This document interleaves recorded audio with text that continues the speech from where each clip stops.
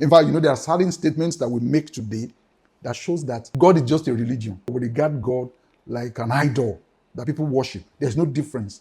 That's what I've noticed. That's why the power of God is missing in the church. In fact, that's why we have a lot of false prophets deceiving people. Just let them perform a miracle, and a lot of people will rush there because people don't know God again. So any small miracle, any small thing, people tend to now rush there, including born-again Christians. For instance, do you know that people make statements today that shows me that people don't even know God again, even though they are born again? For instance, you greet someone, you say, "What about your spiritual life?" You will say, "Make sure your spiritual life is solid." Now, what's the meaning of spiritual life? What's the meaning of physical life? That tells you something that we are just more or less it's like an idol worship. So my spiritual life, I service my spiritual life on Sundays. I service my spiritual life by reading devotionals. I service my spiritual life by having a quiet time. I service my spiritual life by doing what? By confessing God's word.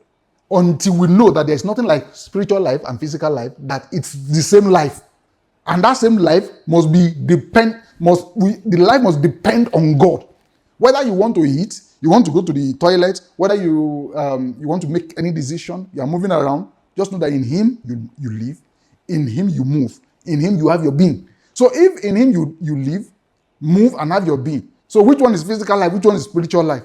There's nothing like that. There's nothing like, how is your spiritual life? It's either you live for God, you depend on Him, or not. There's nothing like your life is divided into two, physical and spiritual life. Everything you do has its origin or its roots in the realm of the spirit. So there's nothing like physical or spiritual life. So you better know that today.